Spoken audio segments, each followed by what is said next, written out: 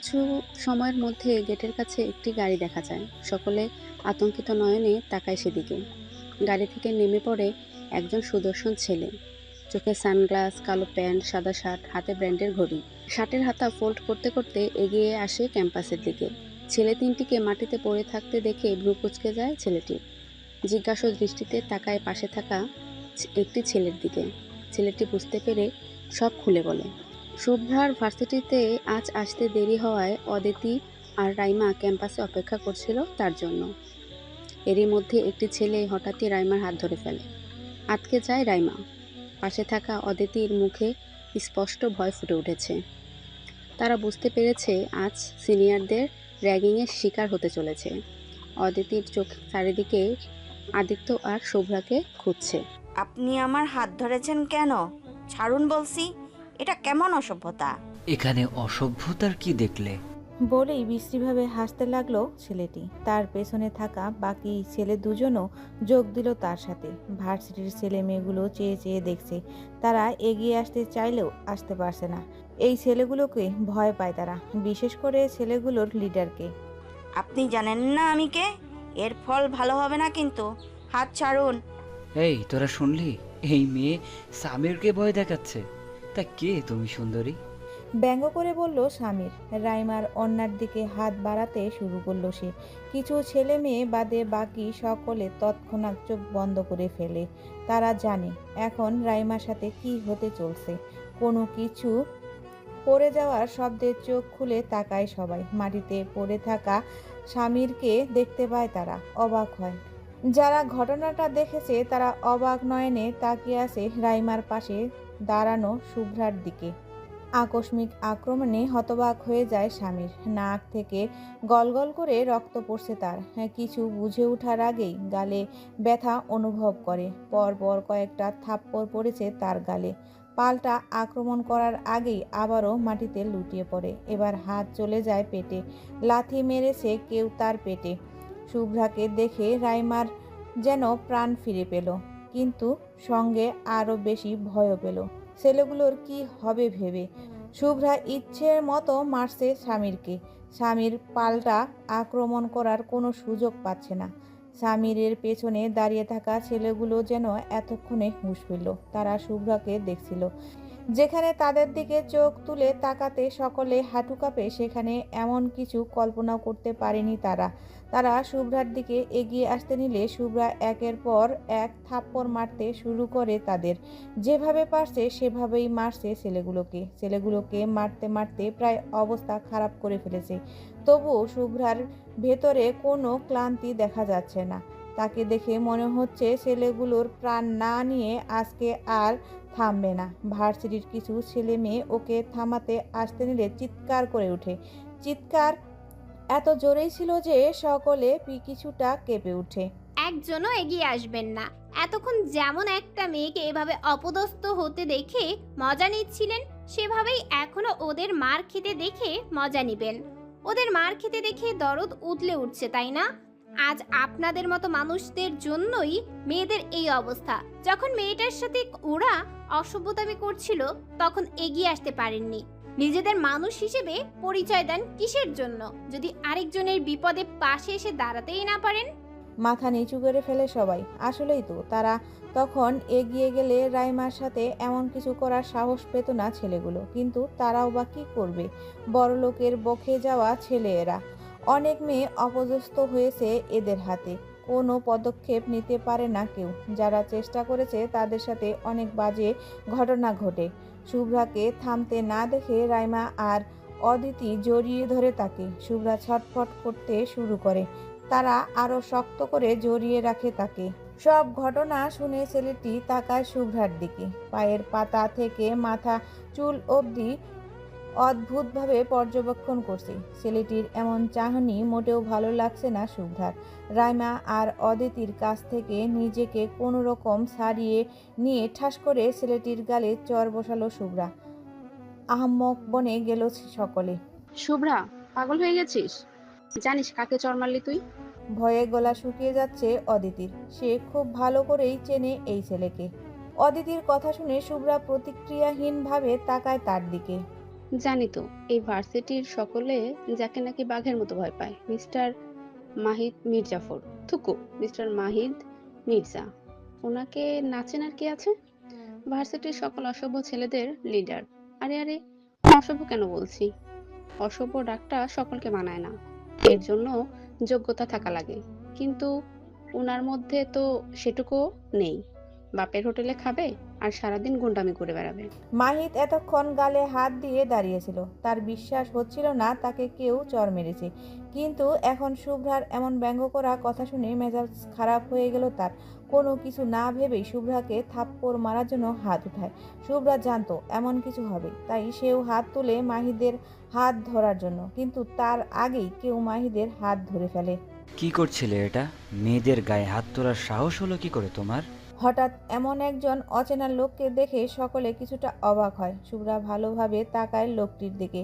মনে পড়ে কালকে তাকে যে লোকটা ঠিকানা জিজ্ঞাসা করেছিল, এটা সেই লোক। কিন্তু এখানে কি করছে? ওই কে রে তুই? তোর সাহস হয় কি করে এই মাহিদ মির্জার হাত ধরার? কথাটা শেষ হওয়ার আগেই মাহিদের গালে আবারও একটা থাপ্পড় পড়ে, কিন্তু এবারের থাপ্পড়কারী লোকটি নিজেই। বেয়াদব ছেলে, আমি তোমাদের নতুন ম্যাথ টিচার। থ হয়ে যায় সকলেই। লোকটিকে দেখে কেউ কি বুঝবে তিনি একজন শিক্ষক? বয়স কতই বা হবে, দেখতে সুদর্শন। শুভ্রাও কিছুটা অবাক হয়েছে। কিছু সময়ের মধ্যেই সেখানে উপস্থিত হয় প্রিন্সিপাল। সকলকে নিজেদের ক্লাসে যেতে বলেন তিনি। শুভ্রা আর স্বামীরদের নিজের সাথে নিয়ে যায়। ভিডিও কলে এত সময় ঘটে যাওয়া সকল ঘটনা দেখছিল আরহাম। খুব মনোযোগ সহকারে দেখছিল শুভ্রার প্রতিটা আঘাত করার কৌশল। দেখে মনে হচ্ছে এই কাজে পারদর্শী। প্রতিপক্ষকে সুযোগই দিল না তার উপর আঘাত করার। ফাহিম মিটিমিটি হাসছে। সে ভাবছে শুভ্রা কিভাবে ছেড়ে দিল ছেলেগুলোকে। এতক্ষণে ছেলেগুলোর হাড় হাড্ডি গুঁড়ো করে ফেলার কথা। মেয়েটা এমন পারদর্শীদের মতো কিভাবে মারামারি করলো? ভাই, ওকে নিজের আত্মরক্ষার জন্য সব রকমের কৌশল শেখানো হয়েছে। ছেলেগুলোর ভাগ্য ভালো ভাই। প্রথম কথাটা শুনে আরহাম কিছুটা সন্তুষ্ট হলেও শেষের কথাটা শুনে ভ্রুকুচকে তাকায় ফাহিমের দিকে। ভাগ্য ভালো কিভাবে? ছেলেগুলোর এতক্ষণ হাড় হাড্ডি গুঁড়ো করে ফেলার কথা ছিল, কিন্তু কেন থেমে গেল বুঝতে পারছি না। রাইমা আর সাথে মেয়েটা ওকে আটকালো তো। ভাই, ও নিজে থেকে না থামলে ওনারাও ওকে আটকাতে পারতো না। যাই হোক, মেয়েটা নির্লজ্জতা ছাড়াও দেখি ভালো কাজও করতে জানে। আমি তো ভেবেছিলাম সারাদিন অসভ্যতামি করে বেড়ায়। তোর বোন তাহলে কিছু পারে ফাহিম? জুতো মেরে গরুদান করলেন ভাই। ক্লাসরুমে বসে আছে রাইমা আর অদিতি। শুভ্রা এখনো আসেনি। তুই তো এখানে বলতেই পারতি তুই মন্ত্রী আরহাম শিকদারের বোন, তাহলে তো ঝামেলা হতো না। তা তো ঠিক, কিন্তু আমি চাচ্ছিলাম না কেউ জানুক। জানলে দেখতি সকলে আমাকে আলাদা আচরণ করা শুরু করতো। আর জানিস, মনের মধ্যে একটা বিশ্বাস ছিল শুভ্রা আসবে। তাদের কথোপকথনের মাঝে ক্লাসরুমে প্রবেশ করেন প্রিন্সিপাল। সাথে শুভ্রারও আছে। ও গিয়ে সোজা রাইমা আর অদিতির মাঝে বসে। ওরা ওকে কিছু জিজ্ঞেস করতে নিলে ইশারায় চুপ করিয়ে দেয় শুভ্রা। ক্লাসের ছেলেমেয়েরা অদ্ভুতভাবে দেখছে তাকে। স্টুডেন্ট, ইনি তোমাদের নতুন math teacher mister Arad Chowdhury. Principal বেশ কিছু সময় সকলের সাথে কথা বলে চলে যান। ক্লাসরুমের মেয়েরা হা করে দেখছে আর আজকে চোখে চশমা না থাকলে হয়তো আরো বেশি সুন্দর লাগতো। তো আমার প্রিয় শিক্ষার্থীগণ, আমার পরিচয় তো পেয়ে গেলেন। এখন আপনাদের পরিচয়গুলো দিন পাঠ। আরাজের কথা বলার ধরন দেখে মুগ্ধ হয় সকলেই। একে একে সকলের সাথে পরিচয় হয়ে নেয় আরাজ। ক্লাসরুমে শুভ্রার সাথে বাড়তি একটাও কথা বলে না। এমন ভাব করলো যেন তারা একে অপরকে আগে কখনো দেখেনি।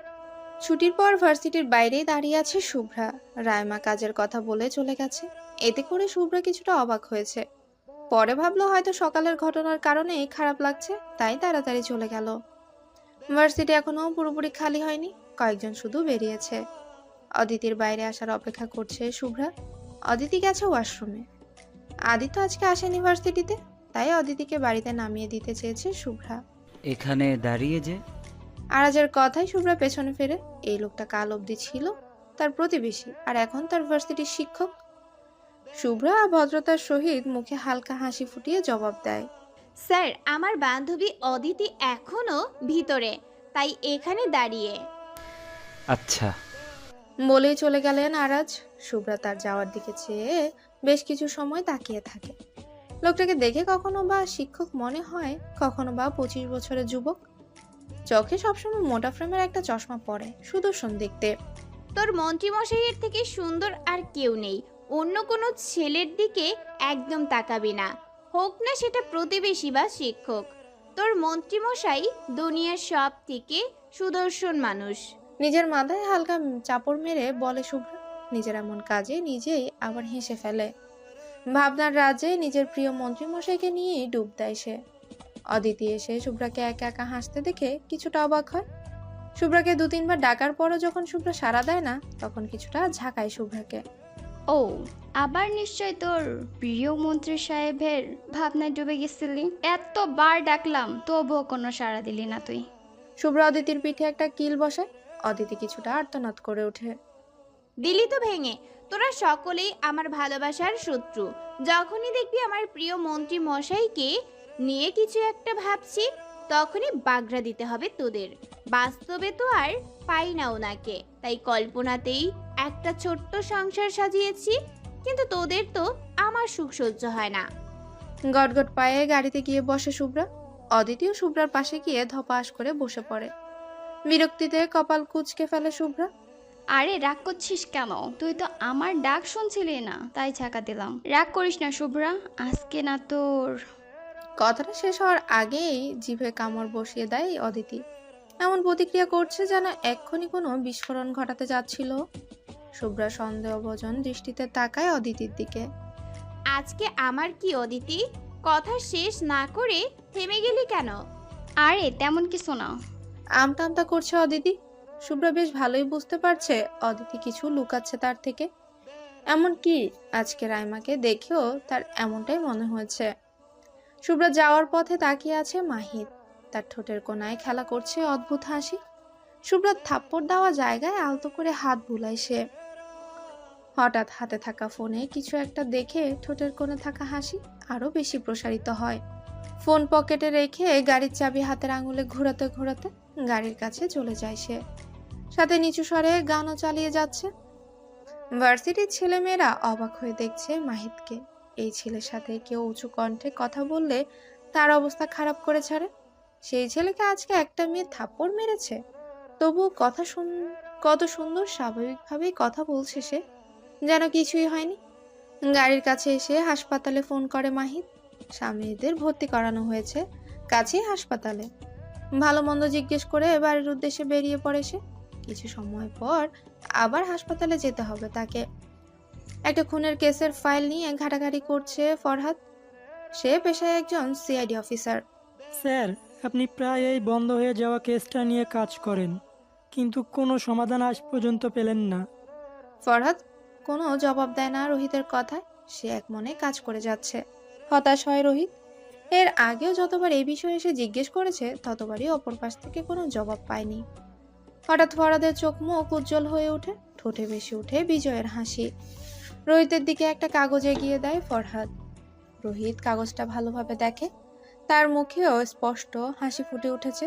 সে তাকায় ফরহাদের দিকে। তার স্যারের দীর্ঘ কয়েক বছরের পরিশ্রমের ফল পেতে চলেছে। কি করতে হবে জানিস তো? জি স্যার, আমি আপনাকে বলে বোঝাতে পারবো না স্যার, আমি ঠিক কতটা আনন্দিত। এখনই আনন্দ করার কিছু নেই রোহিত। যেদিন সব কিছু গোড়ায় পৌঁছাবে সেদিন হবে আসল আনন্দ। এখন তো সবেমাত্র সামান্য কিছু পেয়েছি। আপনার বিশ্বাস আজকে আপনাকে এত দূর নিয়ে এলো স্যার। ফ্যাকাশে হাসে ফরহাদ।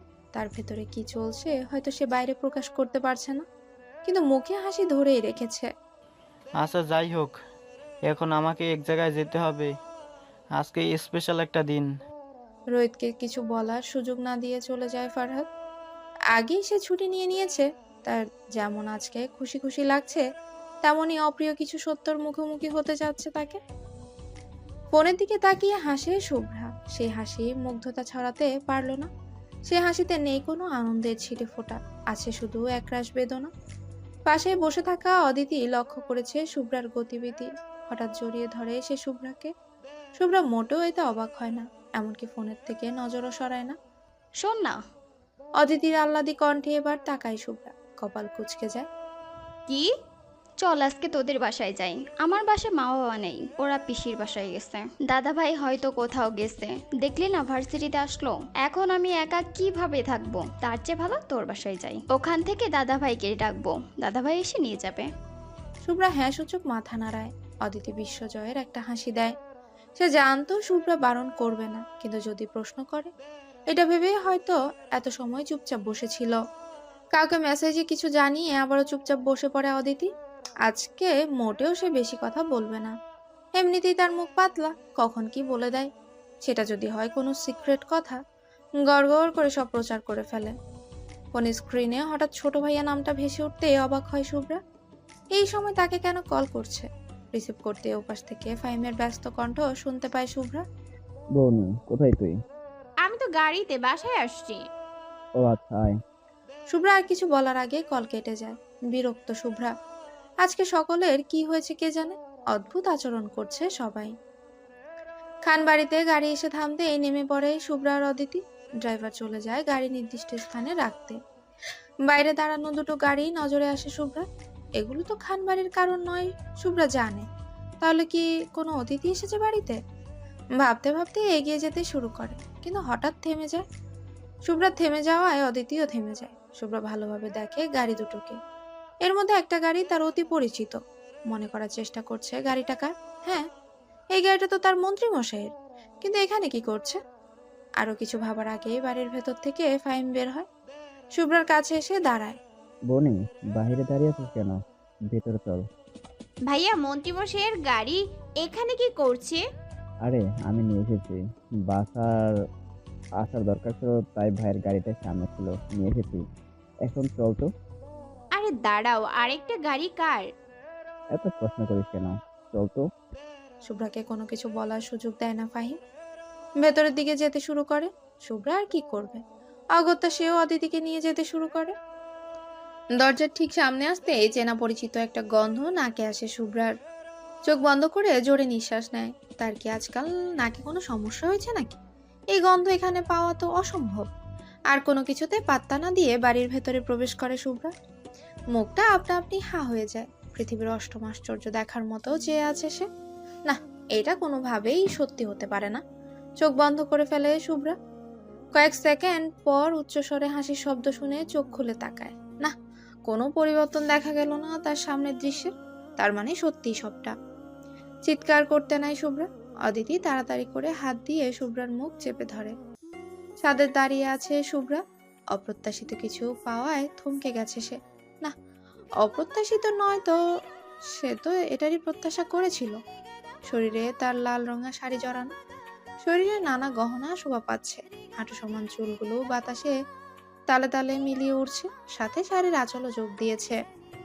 অবাধ্য কিছু চুল মুখের উপর বারবার আছড়ে পড়ছে, কিন্তু সেদিকে তার কোনো ভাবান্তর নেই। সে এক মনে আকাশের দিকেই তাকিয়ে আছে। আকাশ ধীরে ধীরে নিজের রং বদলাতে শুরু করেছে। হয়তো কিছু সময়ের মধ্যে বৃষ্টি নামবে। আচ্ছা, তার কি এখন খুশি হওয়া উচিত নাকি কষ্ট পাওয়া উচিত? অবশ্য খুশি হওয়া উচিত, সে তো এটাই চেয়েছিল। তাহলে কেন কান্না পাচ্ছে তার? এটা কি সুখের কান্না? মিশ্র অনুভূতি হচ্ছে তার ভেতর। বাবা মাকে বড্ড বেশি কাছে পেতে মন চাচ্ছে। আরহা মনোযোগ সহকারে দেখছে শুভ্রাকে, পায়ের পাতা থেকে মাথার চুল পর্যন্ত খুঁটিয়ে খুঁটিয়ে। এই চাহনিতে কোনো অধিকারহীনতা নেই, নেই কোনো অবৈধতা, সম্পূর্ণ হালাল তার জন্য। শুভ্রাকে এখন তার কাছে বড্ড বেশি স্নিগ্ধ লাগছে। একরাশ মুগ্ধতা ভরা চোখে দেখছে লাল শাড়ি পরিহিতা তার একমাত্র অর্ধাঙ্গিনীকে। কিছু সময় আগেই সে এই মেয়েটির সাথে হালাল সম্পর্কে জড়িয়েছে। আচ্ছা, এর আগে তো কখনো সে এভাবে কাউকে দেখেনি।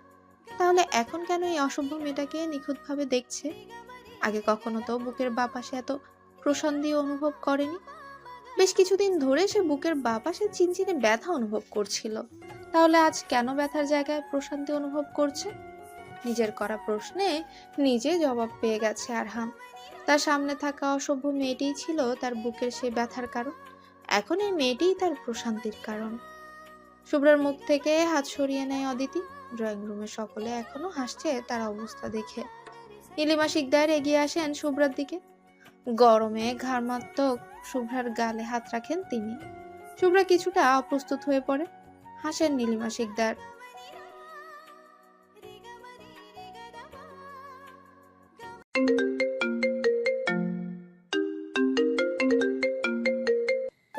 নিয়ে যাও। শুভ্রা কিছু বলার আগে রূপন্তীরা ওকে নিয়ে যেতে শুরু করে নিজের রুমে। এক প্রকার জোর করে নিয়ে যাচ্ছে। ঘরে নিয়ে আসা পর্যন্ত কেউ ওর সাথে একটা কথাও বলে না। বিছানার উপর বসাই শুভ্রাকে।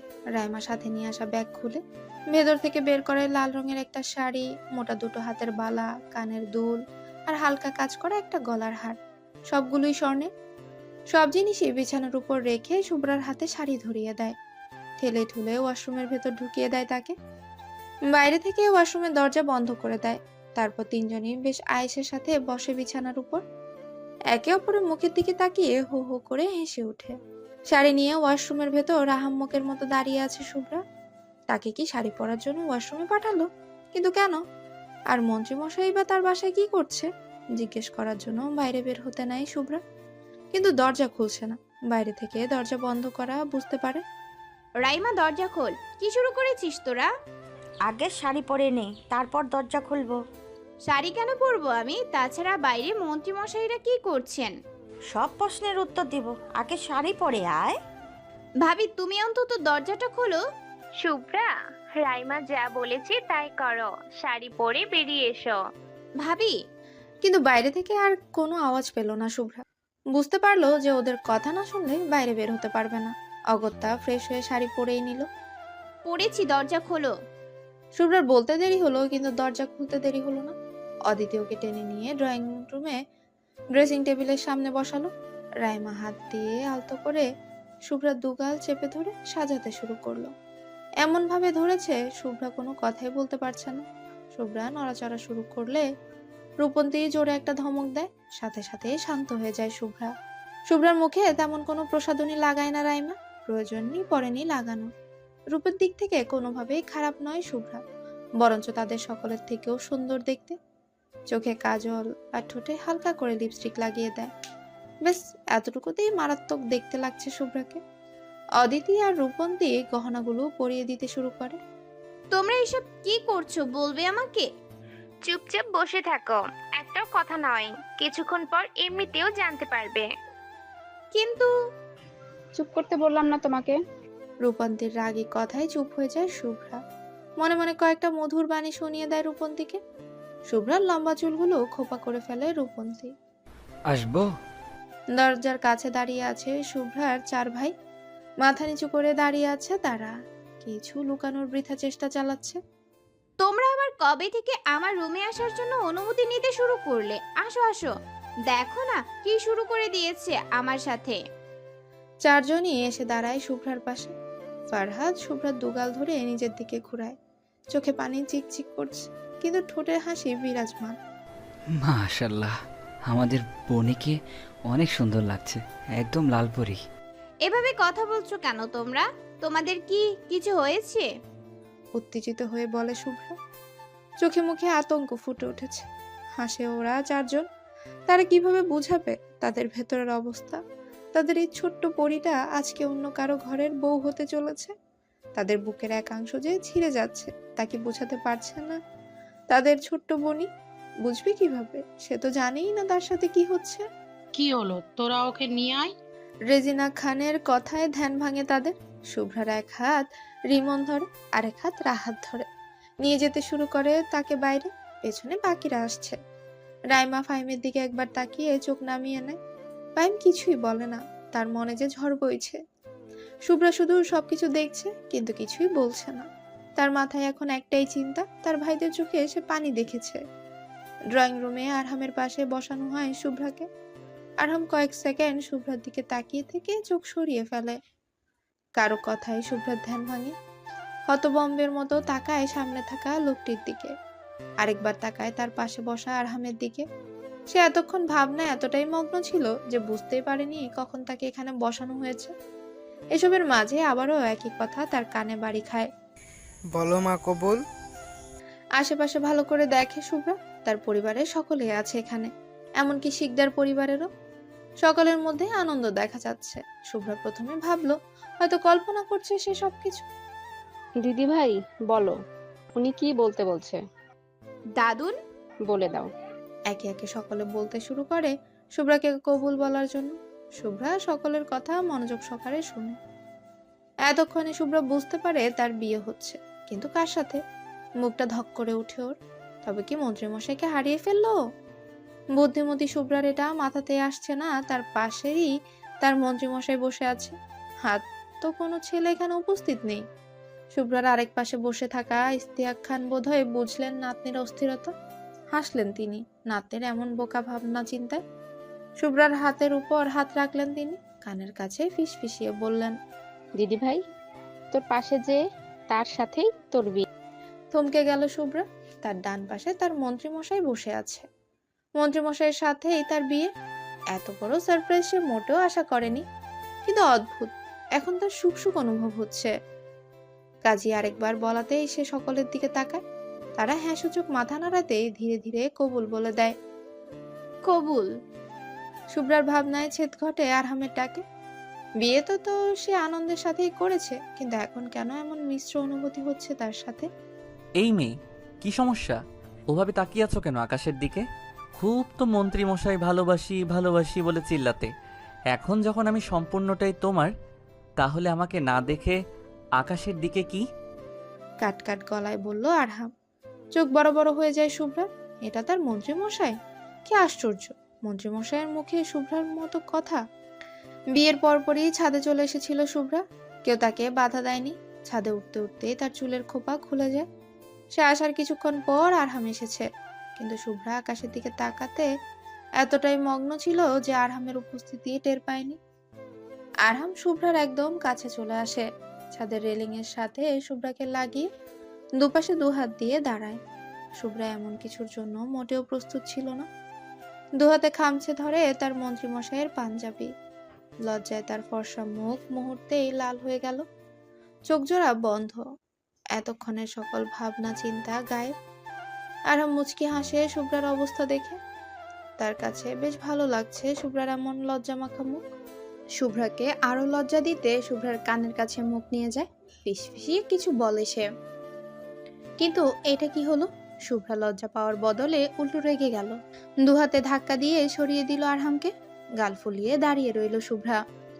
আরহাম জোরে হেসে ফেলল শুভ্রার এমন কাজে। শুভ্রা অবাক হলো। তার জানা মতে তার মন্ত্রীমশাই কখনোই হাসে না, কিন্তু এখন এভাবে হাসছে কেন? মুগ্ধ নয়নে দেখছে শুভ্রা। পুরুষ মানুষের হাসিও এত সুন্দর হয়? তার মন্ত্রীমশাইয়ের হাসি না দেখলে হয়তো জানতেই পারতো না। হঠাৎ থেমে গেল আরহাম, চোয়াল শক্ত হয়ে এলো তার। চোখ জোড়া ধীরে ধীরে রক্তিম হতে শুরু করলো। আরহামের এমন পরিবর্তনের কারণ খুঁজে পেল না শুভ্রা। তার পেছনের দিকে তাকিয়ে আছে আরহাম। সেও ফিরে তাকায় পেছনের দিকে। আতকে উঠল শুভ্রা। ছাদ থেকে বাড়ির বাগান স্পষ্ট দেখা যায়। শুভ্রা আর আরহাম তাকিয়ে আছে বাগানের দিকে। সন্ধে প্রায় হয়ে এসেছে। বাগানের ঠিক মাঝ বরাবর ফাহিম আর রাইমা দাঁড়িয়ে আছে। রাইমার গালে হাত, ফাহিম থাপ্পড় মেরেছে তাকে। এতটুকুই দেখেছে আরহাম আর শুভ্রা। শুভ্রা পাশে তাকাতেই দেখে আরহাম নেই। আবার সামনের দিকে তাকাতেই দেখে আরহাম যাচ্ছে বাগানের দিকে। সেও আর কিছু না ভেবে দুহাতে শাড়ি ধরে দৌড়ে ছাদ থেকে নামতে শুরু করে। তার ভয় হচ্ছে আরহাম ফাহিমকে যদি কিছু করে বসে। তার ভাইয়েরা যে তার জীবনের একটা অংশ। ড্রয়িং রুমে দুই পরিবারের সকলেই গল্পে মেতে উঠেছে। আরহাম আর শুভ্রাকে এভাবে বের হতে দেখে তারা কিছুটা ভয় পায়। তারা ভাবছে হয়তো আরহাম আর শুভ্রা ঝগড়া হয়েছে, তাই আরহামের পেছনে শুভ্রা দৌড়াচ্ছে। তারাও তাদের পেছনে যেতে শুরু করে। শুভ্রা বাড়ির মেন দরজার বাইরে থেকে লাগিয়ে দেয়, যাতে কেউ বাইরে বের হতে না পারে।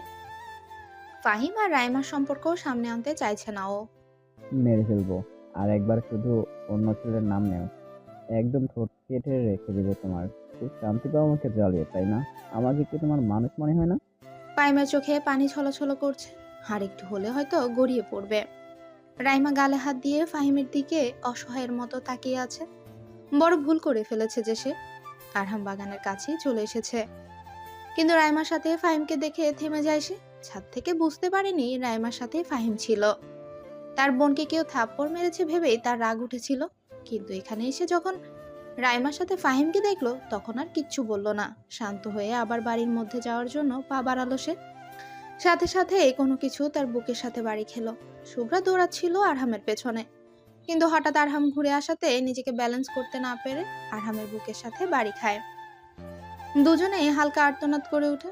আরহাম দুহাতে ধরে ফেলে শুভ্রাকে, যেন পড়ে না যায় শুভ্রা। ফাহিম আর রাইমা চমকে যায় কারোর কণ্ঠস্বরে। দুজনের মুখেই ভয় ভর করেছে। শুভ্রা আর আরহামের উল্টো পিঠেই তারা হওয়ায় প্রথমে দেখতে পায়নি তাদের। পেছনে ফিরে তাদের ওভাবে দেখে দুজনেই আশ্চর্য হয়। উল্টো দিকে হওয়ার কারণে দেখে মনে হচ্ছে শুভ্রা আর আরহাম একে অপরকে জড়িয়ে ধরে আছে। ফাহিমের ফোনের শব্দে আরহাম আর শুভ্রা একে অপরের থেকে সরে যায়। ফাহিম আর রাইমা তাদের দেখে মিটিমিটি হাসছে। আরহাম মুখটা গম্ভীর করার চেষ্টা করেছে। এভাবে তাকিয়ে আছিস কেন তোরা? নিজের বিয়ে করা বউকেই তো ধরেছি, এমন ভাবে দেখছিস যেন অন্য কারো বউকে ধরেছি। কাশি উঠে যায় তাদের। মন্ত্রী আরহাম শিকদারের ঠোঁটের কাটা কথা মোটে হজম হলো না তাদের। কেউ কিছু বলার আগেই ফাহিমের ফোন আবারও বেজে ওঠে। ফারহাদের নাম্বার থেকে কল আসছে। ভাই কোথায় আছিস? তাড়াতাড়ি আয়। বনি কোথায় যেন চলে গেছে, বাড়ির দরজা বাহির থেকে বন্ধ করে দিয়ে গেছে। তাড়াতাড়ি আয় ভাই, দরজা খুলে দে, না হলে ভেঙে ফেলবো কিন্তু।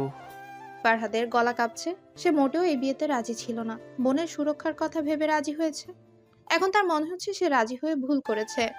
রিমন আর রাহাত শরীরের সর্বোচ্চ শক্তি দিয়ে দরজা ধাক্কাচ্ছে। খানবাড়ির সকলের চোখে মুখে এক প্রকার আতঙ্ক ফুটে উঠেছে। আনোয়ারা খান এতটুকু সময়ের মধ্যে কেঁদে কেটে একাকার করে ফেলেছেন। পুরনো কিছু স্মৃতি বারবার মাথা চারা দিয়ে উঠছে তাদের। আরহামের পরিবার বুঝতে পারছে না তাদের এত ভয়ের কারণ। তারা শুধু দেখেই যাচ্ছে সবকিছু। আরহামের উপর প্রচন্ড ক্ষেপেছেন তারা। ফাহিম কিছু বুঝতে পারছে না। ফোনের ওপাশ থেকে বাড়ির সকলের চিৎকার শুনতে পাচ্ছে সে। বুঝতে পারছে খারাপ কিছু হয়েছে, কিন্তু শুভ্রার কথা কেনই বলল? শুভ্রা তো তার সামনে। কিন্তু ফারহাদের শেষ কথাগুলো ভালোভাবে মনে করতেই সবকিছু বুঝতে পারে সে। তার চোখ মুখের রঙও বদলাতে শুরু করলো। শুভ্রা এগিয়ে আসে ফাহিমের দিকে। ভাইয়া, কি হয়েছে তোমার? ফাহিম শক্ত করে শুভ্রার দুহাত চেপে ধরে। হালকা ব্যথা পায় শুভ্রা। চিৎকার করে উঠে ফাহিম। কি করেছিস এটা তুই? কেন আবার পুরনো স্মৃতি মনে করালি? কেন আবার হারিয়ে যেতে চাইছিস তুই? উত্তর দে। আরহাম আর রাইমা হতবাক। ফাহিমকে এরূপে মোটেও মানতে পারছে না তারা। সব সময়ের হাসি খুশি শান্ত ছেলেটা কেমন পাগলামো করছে। শুভ্রা চোখ টলমলো করছে। কি করেছে সে যার জন্য তার সাথে এভাবে কথা বলছে? কাপা কাপা কণ্ঠে জিজ্ঞেস করে ফাহিমকে। কি করেছি আমি ভাইয়া? বাড়ির দরজা ওভাবে লাগিয়ে এসেছিস কেন? শুভ্রা আর কিছু শোনার জন্য অপেক্ষা করলো না। ফাহিমের হাত থেকে নিজেকে ছাড়িয়ে যত দ্রুত পারছে বাড়ির দরজার দিকে দৌড়াচ্ছে। ভেতরে কি অবস্থা ভেবে কেঁপে উঠছে বারবার সে। রিমনরা আবারও দরজা ধাক্কাতে যাবে, তার আগেই খুলে যায় দরজা। শুভ্রা মাথা নিচু করে দাঁড়িয়ে আছে দরজার সামনে। তিন ভাই মিলে শুভ্রাকে পারলে বুকের সাথে মিশিয়ে ফেলে এমন অবস্থা তাদের। আরেকটু হলেই তো কলিজা ছিঁড়ে যাচ্ছিল তাদের। কি কি হয়েছে তোর বনি? ওভাবে বেরিয়ে গেছিলি কেন? বল তোর ভাইদের। নাকি আবার পুরানো কিছু পুনরাবৃত্তি করতে চেয়েছিলি? এবার কেঁদে ফেলে শুভ্রা। সামান্য দরজা বন্ধ করায় যে এমন কিছু হবে কল্পনাতেও করেনি সে। মধ্যরাতে ছাদে বসে আছে শুভ্রা। চোখ মুখ ফুলে গেছে। অনেক কষ্টে সন্ধ্যার ঘটনা নিয়ন্ত্রণ করতে হয়েছে তাকে। তার ভাইয়েরা তো আরহামকেই দোষারোপ করছিল, কিন্তু পরে ফাহিম তাদের মিথ্যে বলে সামলিয়েছে। আকাশ মেঘলা হওয়ায় চাঁদ তারা দেখা যাচ্ছে না। শুভ্রার চোখ থেকে এখনো পানি পড়ছে। বিয়ে নিয়ে কতই না খুশি ছিল সে, কিন্তু পুরনো কিছু বিষাক্ত স্মৃতি তাকে দিল না খুশি থাকতে। তার সাথে সাথেই পরিবারের সকলের খুশিও কেড়ে নিল। বাবা মা দেখছো, তোমরা শুভ্রার সাথে বিশ্বাসঘাতকতা করলে এই মানুষগুলো করেনি। তোমরা তো নির্দ্বিধায় শুভ্রাকে ছেড়ে চলে গেছো, কিন্তু এই মানুষগুলো তাদের জান প্রাণ দিয়ে আগলে রাখছে শুভ্রাকে। আজকে দেখলে সামান্য একটা ঘটনায় তাদের অবস্থা কি হয়েছিল। আমার চার ভাইয়ের রাজ্যের প্রিন্সেস আমি। আমাকে হারানোর ভয় আজকে তাদের চোখে মুখে কিভাবে ফুটে উঠেছে দেখলে তোমরা? আচ্ছা, আমি যদি কোনোদিন তাদের থেকে সত্যি সত্যি হারিয়ে যাই তাহলে তাদের কি হবে? মৃত্যুকে ভয় পাই আমি, নিজের জন্য নয়, আমাকে ভালোবাসে সেই মানুষগুলোর জন্য। বাঁচতে চাই আমি, তাদের মাঝে থাকতে চাই। তোমাদের মেয়ে আজকে আরও একটা নতুন পরিবার পেয়েছে, নিজের শখের পুরুষটাকে সম্পূর্ণ নিজের করে পেয়েছে। আকাশের দিকে তাকিয়েই বলছে কথাগুলো শুভ্রা। চোখ দিয়ে অবিরত পানি পড়েই যাচ্ছে। ছাদের দরজার কাছে দাঁড়িয়ে আছে ওর চার ভাই, তাদের চোখেও পানি। আরহামের পরিবার কিছু না বুঝলেও এতটুকু আন্দাজ করতে পেরেছে নিশ্চয়ই কোনো কিছু নিয়ে তাদের মধ্যে ভয় আছে। তারা আর কিছু জানতে চায়নি। যেহেতু ঘরোয়াভাবে বিয়েটা হয়েছে, তাই আগামী শুক্রবার বিয়ের তারিখ নির্ধারণ করেছেন দুই পরিবার। এত তাড়াতাড়ি শুভ্রার পরিবারের কেউই প্রথমে রাজি হয়নি। বড় দুই শিল্পপতি পরিবারের ছেলে মেয়ের বিয়ের অনুষ্ঠান এত কম সময়ে কিভাবে করবেন? তাছাড়া মন্ত্রী আরহাম শিকদারের বিয়ে জাঁকজমকের সাথে করতে হবে, এর জন্য সময় দরকার। কিন্তু তাদের এইসব যুক্তি আরহামকে বোঝাতে পারেনি। সে তার সিদ্ধান্তে অটল। তাই এক প্রকার বাধ্য হয়েই সামনের শুক্রবারে বিয়ে রাখা হয়েছে। শুভ্রাকে এখনই নিয়ে যায়নি তারা, একদম শুক্রবারই নিয়ে যাবে। ভোর রাতের দিকে ঘুমানোর কারণে সকাল সকাল ঘুম ভাঙলো না শুভ্রার। বাড়ির কেউ আজকে ডাকেনি তাকে। প্রতিদিন কেউ না কেউ এসে টেনে টুনে বিছানা থেকে তোলে, কেউ মেয়েকে রাগ দেখিয়ে তোলে অথবা মূল্যবান রত্নের মতো করে যত্নে তোলে। কিন্তু আজকে কেউ আসেনি, যার ফলস্বরূপ 11:30টার দিকে ঘুম ভাঙলো শুভ্রার। আড়মোড়া ভেঙে উঠে পড়লো সে। মাথাটা ব্যথা করছে তার, চোখ দুটো ফুলে আছে। কোনো রকম ফ্রেশ হয়ে নেয়। কেউ আজকে ডাকতে আসেনি দেখে অবাক হয়। ভাবে হয়তো আজকে সে সবার আগে উঠেছে। ফোনটা হাতে নিয়ে সময় দেখতে আশ্চর্য হয়ে যায়। এত বেলা হয়ে গেছে, তার মানে আজকে ভার্সিটি যাওয়া হলো না। গুটিসুটি পায়ে মাথা চেপে ধরে ড্রয়িং রুমে আসে, সোফার উপর ধপ করে বসে পড়ে, শরীরটা এলিয়ে দেয় সোফায়। কিছুক্ষণ চোখ বন্ধ করে রাখার পর আবার চোখ খুলে তার সামনেই সোফাতে বসে আছেন দুজন অন্তঃসত্ত্বা। একজন রিমনের স্ত্রী আলিফা, আরেকজন রাহাতের স্ত্রী মিশু। দুজনেই বসে আচার খাচ্ছে। মাঝে মাঝে দুজন মিলে খুনসুটিও করছে। দেখে মনে হচ্ছে ওরা দু বোন। শুভ্রা মুচকি হাসে ওদের অবস্থা দেখে, কিন্তু তারা যেন তাকে দেখেও দেখলো না। হৃদকে খাওয়াচ্ছে রূপন্তী। ডাইনিং টেবিলে ফারজানা খান আর রেজিনা খান কি যেন কাজ করছে। শুভ্রা দাদিন আর দাদুন নিজেদের ঘরে খাওয়া শেষে বিশ্রাম করছে। বাড়ির সব পুরুষেরা হয়তো তাদের কাজে বেরিয়েছে। সকলে এক প্রকার এড়িয়ে চলছে শুভ্রাকে। ভাব এমন যে শুভ্রা এখানে উপস্থিতি নেই। শুভ্রা বুঝতে পারছে না তাদের এমন করার কারণ কি। ও এগিয়ে গেল ডাইনিং টেবিলের দিকে। বড়মা, কিছু কি হয়েছে? এভাবে বাংলার পাঁচের মতো মুখ করে রেখেছো কেন তোমরা? অদ্ভুতভাবে সকলে তাকায় শুভ্রার দিকে, যেন ও এই প্রশ্ন করে মস্ত বড় ভুল করে ফেলেছে।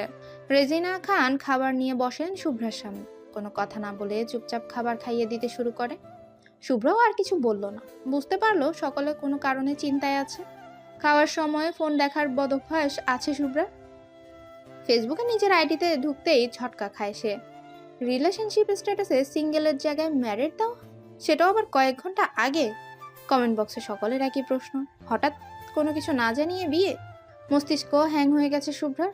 বেশ কিছু সময় লাগলো তার বিষয়টা বুঝতে। মস্তিষ্ক সচল হতেই মনে পড়লো গতকালের কথা। একের পর এক সবকিছু মনে পড়ে গেল। এত কিছু সে কিভাবে ভুলে গেল? বুঝতে পারলো বাড়ির সকলে কেন তাকে এভাবে এড়িয়ে চলছে। মুখে থাকা খাবার গলায় আপনা আপনি আটকে গেল। কাশতে শুরু করলো সে। রেজিনা খান তাড়াতাড়ি করে পানি দিলেন, কিন্তু কোনোভাবেই থামছে না কাশি। মুহূর্তের মধ্যে ড্রয়িং রুমে উপস্থিত সকলে ওকে ঘিরে ফেললো। হাসতে লাগলো শুভ্রা। সকলে বুঝতে পারলো তাদের সাথে মজা করছে সে।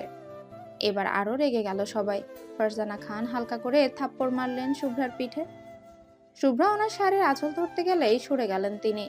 একদম না, প্রচুর রেগে আছি তোর ওপর। ছোটবেলার মতো শাড়ির আঁচল ধরে ঘুরে রাগ কমাতে পারবি না। গতকাল কি করেছিস ভুলে গেছিস? আর কোনোদিন এমন করব না বড়মা, এবার মতো ক্ষমা করে দাও। এই যে কানে ধরছি, দেখো।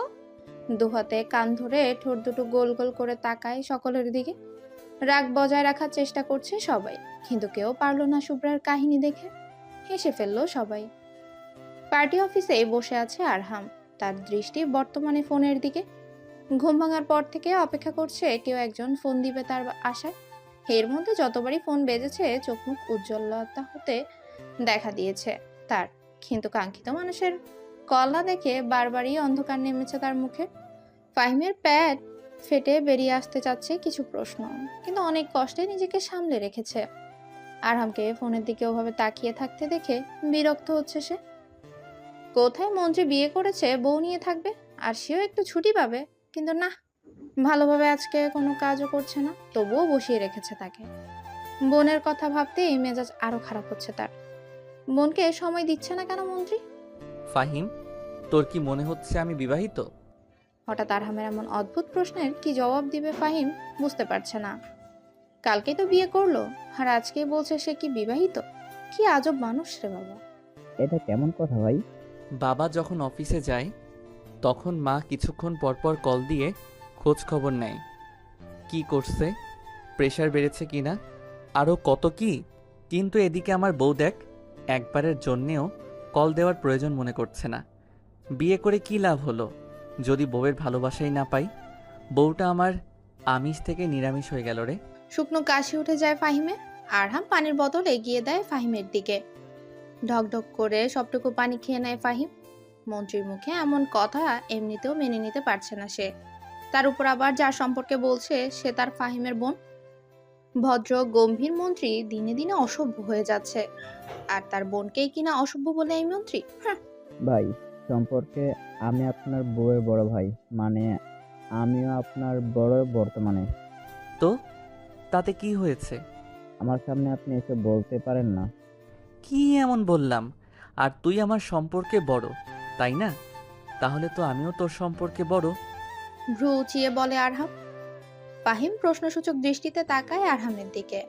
আপনি আমার সম্পর্কে বড় হবেন কিভাবে? আপনি শুধু আমার বয়সে বড়, তাও আবার 5 বছরের। তাহলে রাইমার বিয়ের ব্যবস্থা করি। ওর বান্ধবীর তো বিয়ে হলো, ওর টাচও দিয়ে দেই, কি বলিস? আরহাম ঠান্ডা মাথায় এমন একটা বাস দিবে বুঝতে পারেনি ফাহিম। রাইমা আর ফাহিমের সম্পর্কে সবকিছুই জানে আরহাম। সে কোনো বাধা দেয়নি, দিবেই বা কেন? ফাহিম ভালো ছেলে, আর সে ফাহিমের সম্পর্কে অবগত। ফাহিম আরহামের কথার উল্টো পিঠে আর কিছু বলতে পারলো না। ভেবেছিল সম্পর্কের বড় হিসেবে মন্ত্রীকে কিছুটা নিয়ন্ত্রণ করতে পারবে, কিন্তু এখানে হলো তার উল্টো। চুপচাপ মুখ বাঁকিয়ে বসে থাকে ও। বউই তো, তাই না? আমি কল দেই বা ও কল দেয়, একই হবে। আমি বরং দেই। ইস, বিয়ে করে বউকে ছাড়া থাকার কষ্ট তুই কিভাবে বুঝবি? বিয়ে করলে বুঝতি। ফাহিম আর 1 সেকেন্ডও থাকলো না সেখানে। যত তাড়াতাড়ি পারলো চলে গেল আরহামের কাছ থেকে। এখানে থাকলে না জানি আর কত লজ্জায় পড়তে হবে তাকে। বোনের মতো হয়ে যাচ্ছে দিনে দিনে মন্ত্রী। খাবার শেষ করে ঘরে ফিরে এসেছে শুভ্রা। মাথা প্রচন্ড ব্যথা করছে তার। ইদানিং মাথা ব্যথাটা পেয়েই বসেছে। মাঝে মাঝে অনেক ঘটনা কিছু সময়ের জন্য ভুলে যায় সে, আবার মনে পড়ে। কাউকে বলেনি এ বিষয়ে, বিছানায় উল্টো হয়ে শুয়ে আছে। এরই মাঝে নীলিমা শিকদার ফোনে করে কথা বলেছে তার সাথে। শুনতে হয়েছে কয়েকটা রামধমক। বিছানায় শুয়ে থাকা অবস্থায় কল আসে তার ফোনে। অচেনা নাম্বার হওয়ায় কিছুক্ষণ পর রিসিভ করে। ওপাশ থেকে শুনতে পায় আদুরে কথা। কেমন আছো মা? শুভ্রা ভালোভাবে দেখে নাম্বারটা। না, এটা তার চেনা নয়, কিন্তু কলের ওপাশের মানুষটার গলা তার পরিচিত। নিশ্চিত হওয়ার জন্য শুভ্রা প্রশ্ন করে, আন্টি? কানের কাছে একটা থাপ্পড় দেবো বজ্জাত মেয়ে। কে তোমার আন্টি? মাকে আন্টি বলছো? আর একবার বললে কান ধরে দাঁড় করিয়ে রাখবো। তদমত খেয়ে যায় শুভ্রা। কিছু সময় ফোনের দিকে তাকিয়ে থাকে। লাইন এখনো কেটে যায়নি। একদিনই কতটা আপন করে নিয়েছে তাকে। চোখ জোড়া ভিজে উঠল তার। একই ধমক দুবার খেতে হয় তাকে। আসাদ শিকদারকেও আঙ্কেল বলায় তিনিও ধমক দেন। কিছু বলে না শুভ্রা। সুখ সুখ অনুভব হচ্ছে তার। আবারও মা বাবা পেয়েছে সে। বেশ কিছু সময় কথা বলার পর কল কেটে দেয়।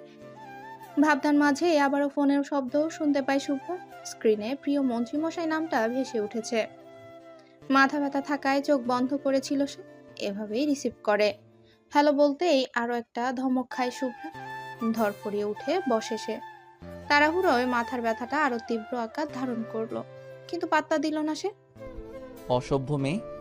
এভাবে ধমকাচ্ছেন কেন? কি হয়েছে? কি হয়েছে মানেটা কি? বিয়ে করেছো, জামাই আছে, তার খোঁজ নিবে কি তোমার সতীন? একদম উল্টাপাল্টা কথা বলবেন না মন্ত্রী মশাই। কারো বুকে এত সাহস হয়নি যে আমার জামাইকে নিজের জামাই বানিয়ে আমার সতীন হবে। তাই নাকি? তাহলে তো তোমার সতীনের ব্যবস্থা করতে হচ্ছে। আরহাম কল দিয়েছিল শুভ্রার সাথে একটু সুন্দরভাবে কথা বলার জন্য, কিন্তু এখন তো ঝগড়া বাঁধিয়ে ফেললো। এদিকে শুভ্রা রেগে আগুন হয়ে গেছে। পারলে এক্ষুনি আরহামকে জ্বালিয়ে ভস্ম করে ফেলে। ও আচ্ছা, সতীন আনবেন আমার, তাই না? আনুন, কে বারণ করেছে আপনাকে? আমি তো আবার মন্ত্রী আরহাম শিকদারের বউ। তার মতো না হলে কি আর চলে? আমিও আপনার জন্য সতীনের ব্যবস্থা করব, তখন দেখব কেমন লাগে আপনার। আরামের মুখের উপর কল কেটে দিল শুভ্রা। মাথা ব্যথা ধীরে ধীরে বেড়েই চলেছে। কারো সাথে কথা বলতে ইচ্ছে করছে না তার। দু হাতে মাথা চেপে ধরে বিছানায় গা এলিয়ে দিল শুভ্রা।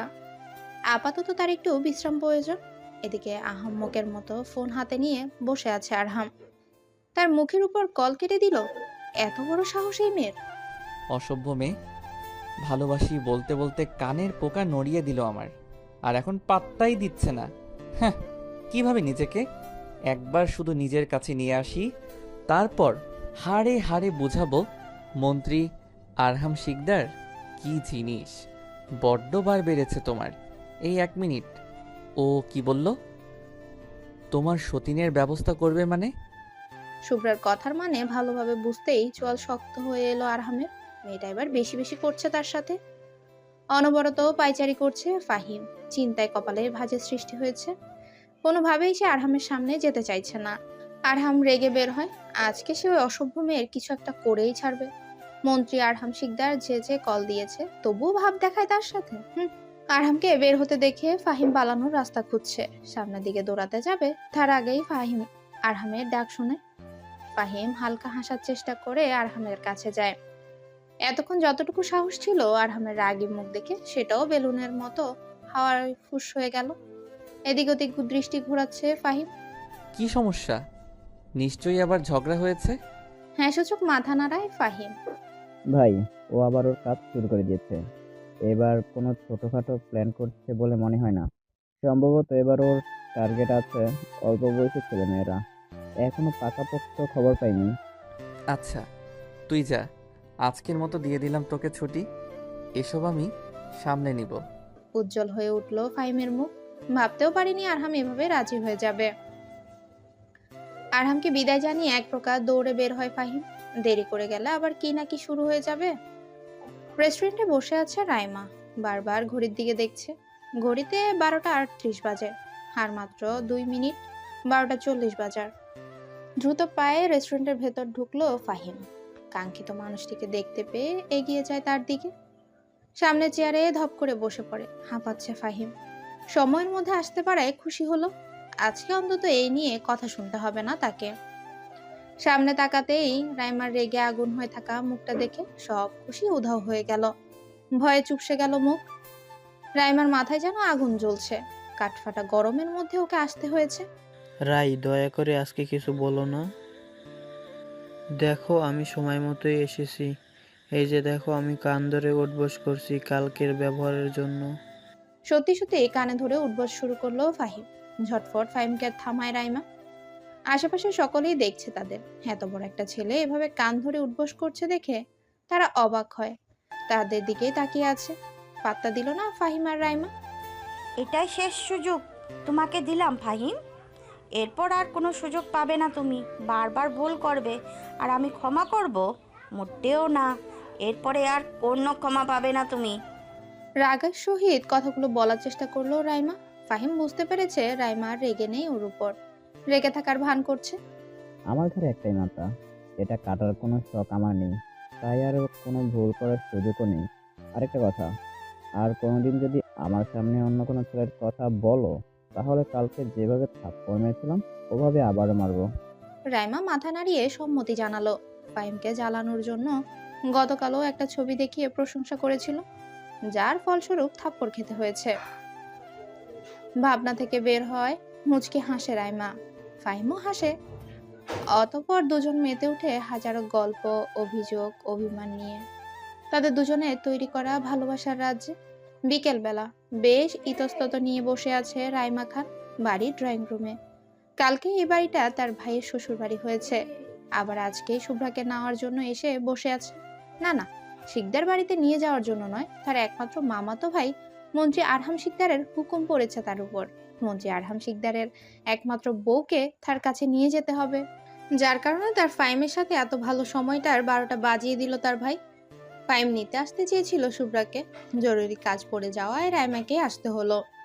কিন্তু এখন খান বাড়িতে তো আর বলতে পারছে না আপনাদের মেয়ের জামাই আপনাদের মেয়েকে নিতে যেতে পাঠিয়েছে। তাই মিথ্যে বলেছে শুভ্রাকে সাথে নিয়ে ঘুরতে যাবে। বাড়ির কেউ আর এ বিষয়ে কিছু বলেনি। রাইমাকে তারা আগে থেকেই চেনে, তাছাড়া এখন সে তাদের মেয়ের সম্পর্কে ননদ হয়।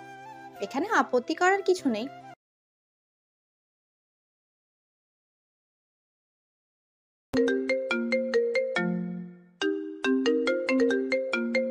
কিছুক্ষণের মধ্যেই শুভ্রা তৈরি হয়ে আসে রাইমার কাছে।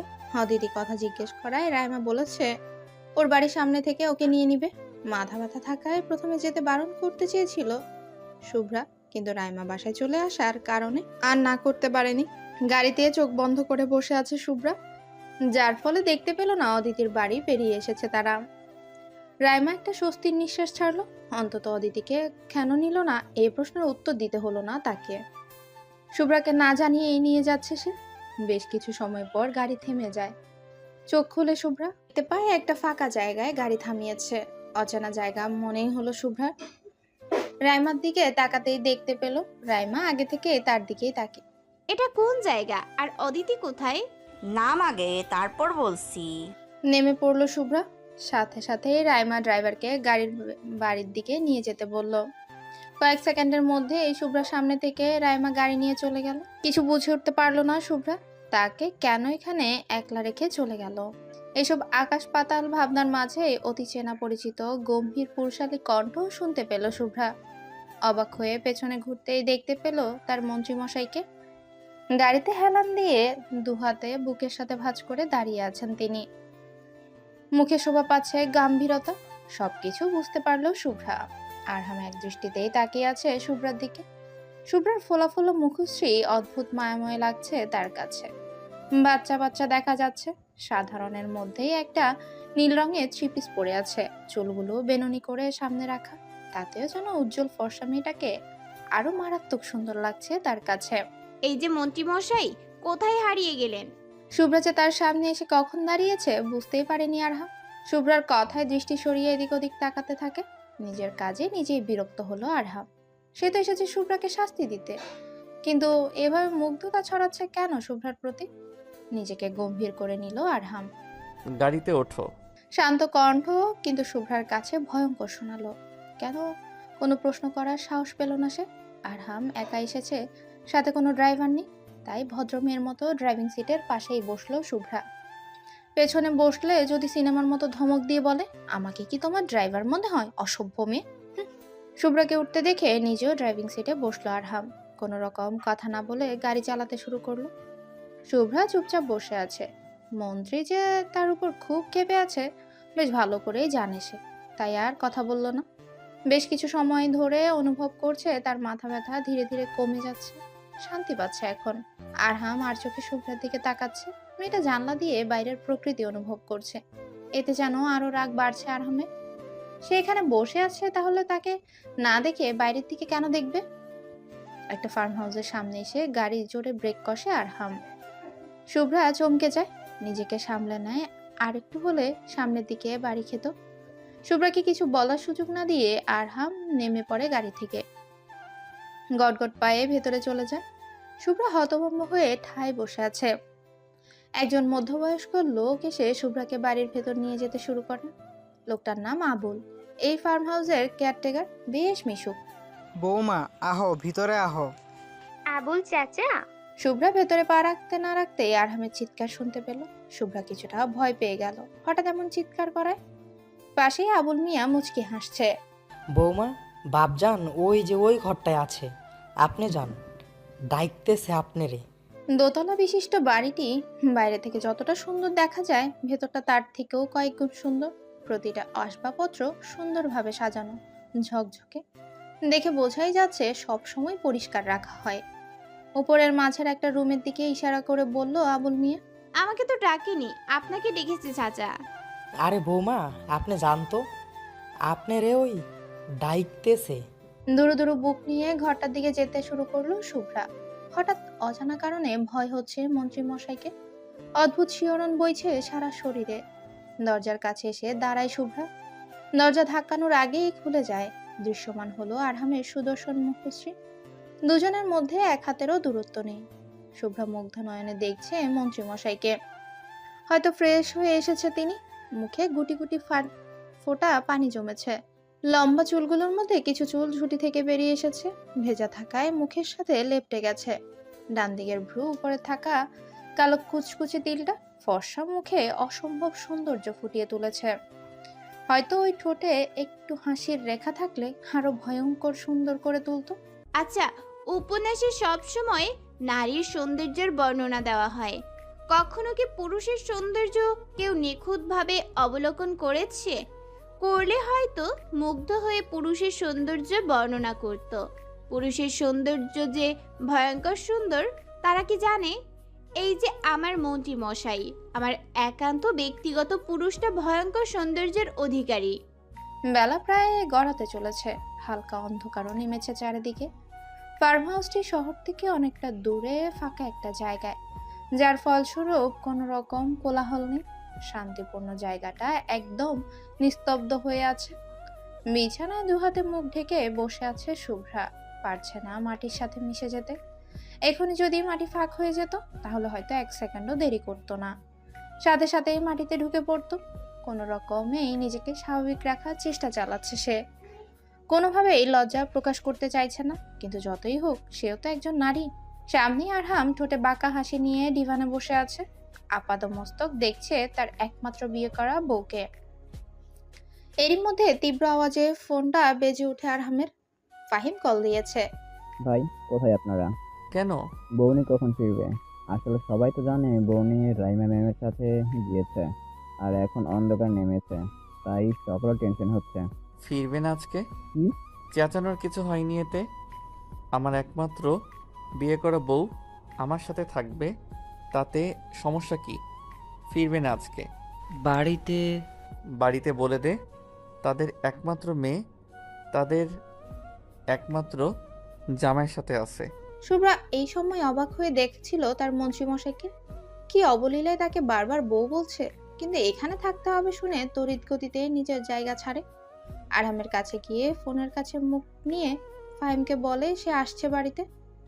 বলেই ঝটপট সোজা হয়ে দাঁড়ায়। আরহাম কিছুই বলল না শুভ্রার এমন কাজে। গাড়ির চাবি হাতে তুলে নিয়ে বের হলো ঘর থেকে। শুভ্রা ভাবলো আবার হয়তো রেগে গেছে। ক্ষণে ক্ষণে গর্ভবতী মায়েদের মতো মুড চেঞ্জ হচ্ছে তার মন্ত্রীমশাইয়ের। ভাবতেই ফিক করে হেসে ফেললো। কি সব অদ্ভুত চিন্তা ভাবনা! শেষে কিনা গর্ভবতী মেয়েদের মুডের সাথে তুলনা। কিন্তু বুঝতে পারলো না কেন তাকে হঠাৎ এখানে নিয়ে এলো। খানবাড়ির সামনেই শুভ্রাকে নামিয়ে দিয়ে এক সেকেন্ডও সময় সেখানে দাঁড়ালো না আরহাম। বেশ ভাব নিয়ে সাথে সাথে প্রস্থান করলো। গাড়িতে আসার পুরো সময়টাতে একটাও কথা বলেনি শুভ্রার সাথে। শুভ্রা ভেবেই নিয়েছে মন্ত্রীমশাই রেগে আছে তার উপর, হয়তো সে তখন ফাহিমকে বাড়ি আসার কথা বলেছিল তাই। এদিকে আরহাম শুভ্রার থেকে আড়াল হতেই ঠোঁটে ভেসে উঠলো মুগ্ধ করা হাসি। রাস্তার একপাশে গাড়ি থামিয়ে পকেট থেকে ফোন বের করলো। ফোনের প্রিয় ফটো কালেকশনে ঢুকতে ভেসে উঠলো একজন 16-17 বছরের মেয়ের হাস্যোজ্জ্বল মুখ। মুক্তোর মতো দাঁতগুলো বের হয়ে হাসছে, চোখগুলো হাসার কারণে কিছুটা বন্ধ হয়ে গেছে মেয়েটার। ছবিটার দিকে অবলোক চেয়ে আছে আরহাম। পুরনো কিছু তিক্ত স্মৃতি যে তাকেও তাড়া করে বেড়ায়, যে কারণে নিজেকে গাম্ভীর্যতায় আবৃত করে ফেলেছে সে। শুভ্রা কয়েকটা শপিং ব্যাগ হাতে বাড়িতে ঢুকে। ড্রয়িং রুমে অনেকেই উপস্থিত রয়েছে। রেজিনা খান ফ্রেশ হয়ে আসতে বলে শুভ্রাকে। শুভ্র ভদ্র মেয়ের মতো ফ্রেশ হতে চলে যায়। বিছানার উপর ব্যাগগুলো রেখে ওয়াশরুমে ঢুকে পড়ে। আয়নার সামনে দাঁড়াতেই চোখের সামনে দৃশ্যমান হয় তখনকার ঘটনা। আবারও লজ্জায় লাল হতে শুরু করলো শুভ্রার মুখ। শুভ্রাকে নিজের দিকে মুগ্ধ হয়ে তাকিয়ে থাকতে দেখে হ্যাঁচকা টানে নিজের বাহুডোরে আবদ্ধ করে ফেলে আরহাম। আশ্চর্য হয়ে যায় আরহামের হঠাৎ এমন কাজে। বউ জানো এখন আমার কি করতে মন যাচ্ছে? শুভ্রার পুরো শরীর জুড়ে ঠান্ডা শীতল স্রোত বয়ে গেল। বউ? হ্যাঁ, সে তো মন্ত্রীমশাইয়েরই বউ। তাহলে তার মুখ থেকে শুনতে এমন অদ্ভুত অনুভূতি হয় কেন? আরে তুমি জানবে কিভাবে? আমি বলছি এই মুহূর্তে আমার ইচ্ছা করছে। শুভ্রার দুগালে ভালোবাসার পরশিকে শুভ্রাকে ছেড়ে দিল আরহাম। বাঁকা হেসে ডিভানে বসে পড়ল। শুভ্রা গালে হাত দিয়ে থমকে দাঁড়িয়ে আছে। মন্ত্রীমশাইয়ের হঠাৎ এমন পরিবর্তন তাকে থমকাতে বাধ্য করেছে। ঠাস করে বিছানায় বসে পড়ল শুভ্রা। থমকানো মুখশ্রী লজ্জায় লাল হতে শুরু করলো। না, এসব আর ভাবতে পারছে না শুভ্রা। কি লজ্জা, কি লজ্জা! ঝটপট ফ্রেশ হয়ে এসে বিছানার উপর রাখা শপিং ব্যাগগুলোর দিকে একবার তাকিয়ে নিচে চলে যায়। শপিং ব্যাগগুলো গাড়িতে রাখা ছিল। আসার সময় মন্ত্রীমশাই গাড়িতে ওগুলো দিয়ে গেছিল। এখনো খুলে দেখা হয়নি ভেতরে কি আছে। আরহাম বেশ খোশ মেজাজেই রাতের খাবার খেতে বসেছে সকলের সাথে। ঠোঁটে হাসি দেখা না গেলেও মুখ জুড়ে হাসির উজ্জ্বলতা বিদ্যমান। সবাই অদ্ভুতভাবেই দেখছে তাকে, একমাত্র রাইমা ছাড়া। সে তো প্রচন্ড ক্ষেপে আছে আরহামের উপর। তোমাদের বিয়ের কার্ড ছাপানো হয়ে গেছে আরহাম, হাতে তো আর মাত্র 4 দিন। বুঝতে পারছি না এত তাড়াহুড়ো করার কি আছে।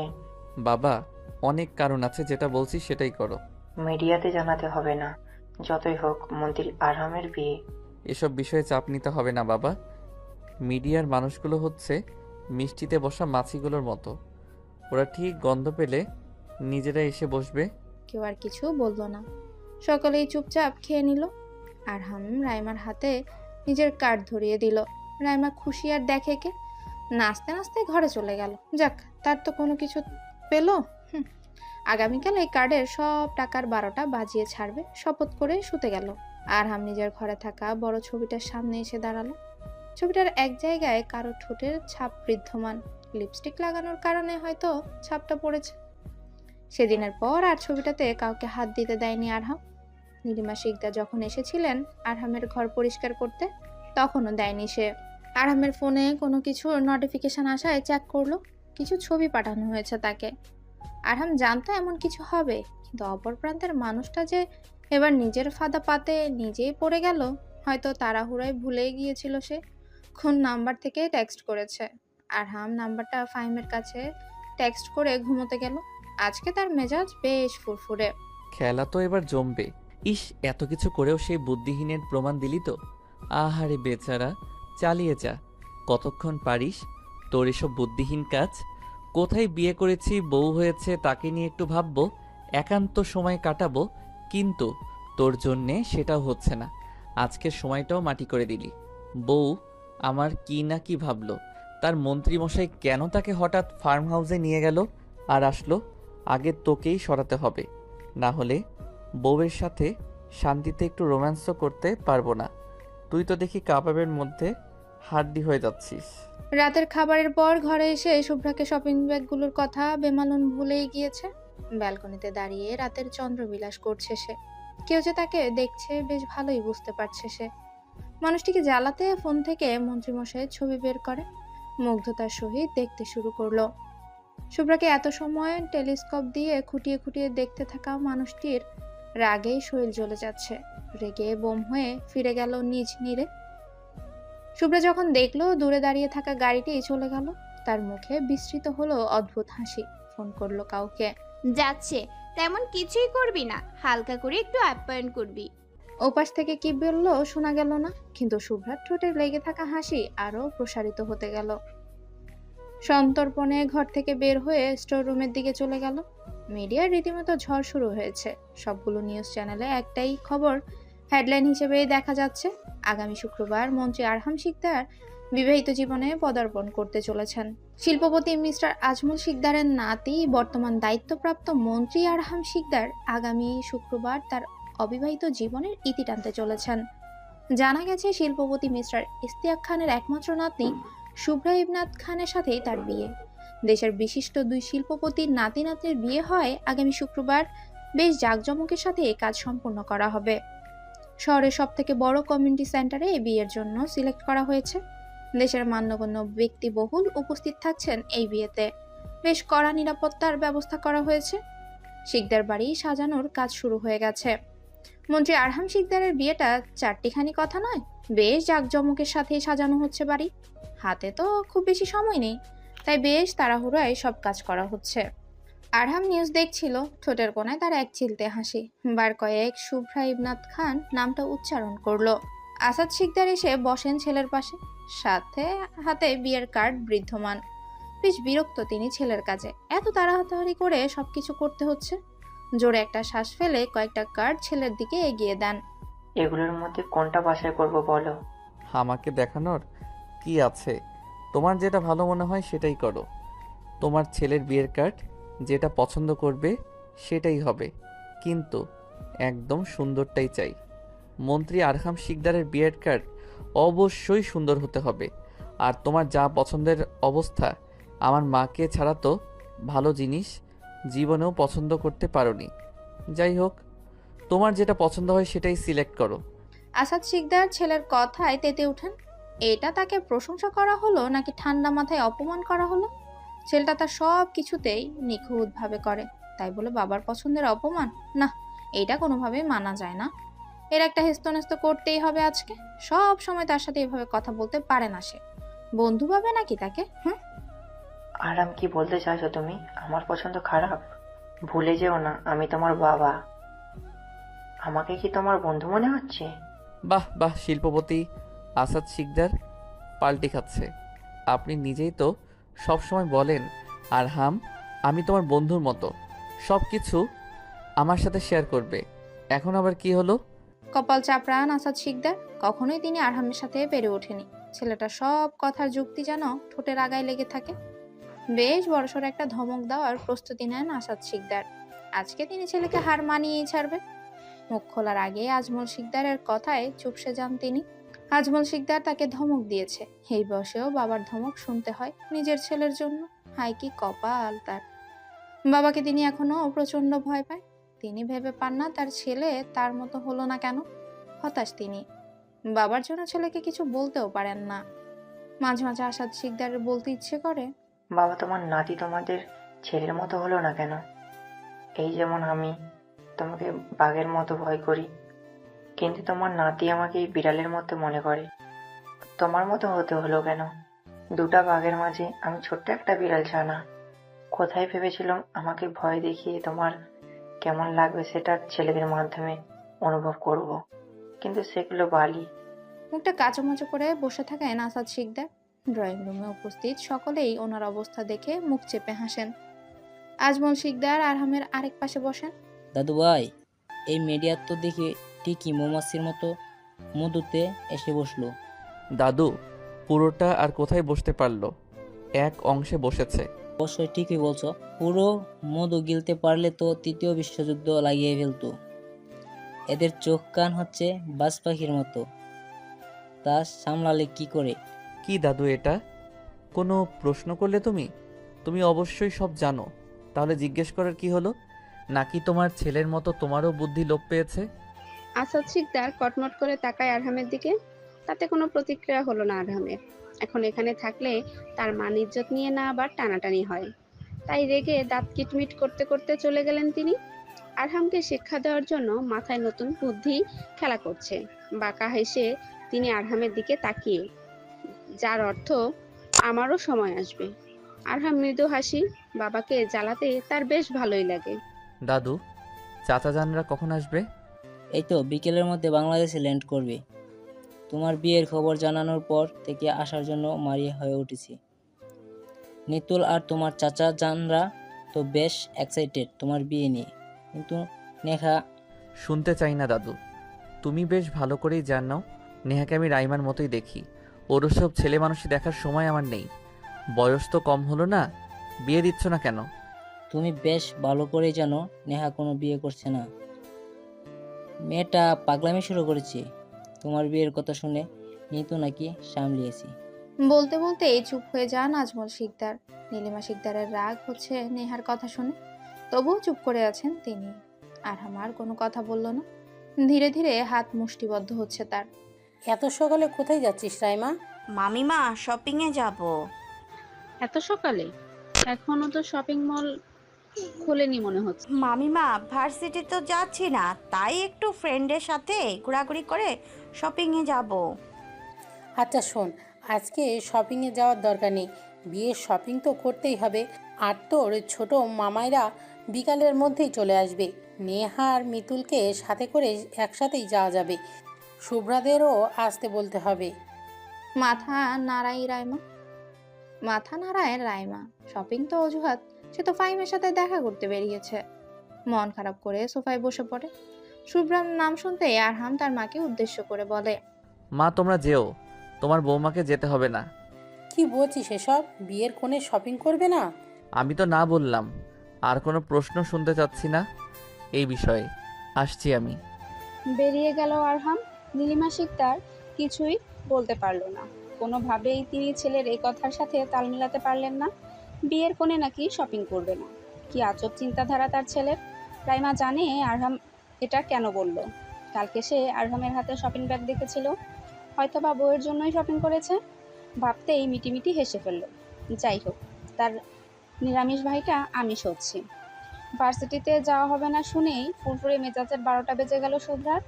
আজকে ভার্সিটিতে যাওয়াটা দরকার ছিল তার, কিন্তু বিয়ের জন্য নাকি কয়েকদিন ভার্সিটিতে যেতে পারবে না। বিয়ে তো হয়েই গেছে, তাহলে এত কাহিনীর কি আছে? মন্ত্রীমশাইকে ডাকবে, উনি এসে টুপ করে গাড়িতে তুলে নিয়ে চলে যাবে শুভ্রার একমাত্র শ্বশুরবাড়ি।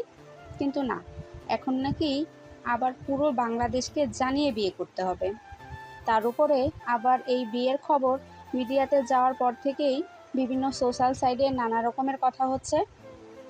শুভ্রা বসে বসে সেগুলোই দেখছে। হঠাৎই ফেসবুকে একটা ভিডিও দেখে মেজাজ 440 বেড়ে গেল শুভ্রার। পাশে তার 4 ভাই চা খেতে বসেছে, বাকিরা টেবিলে।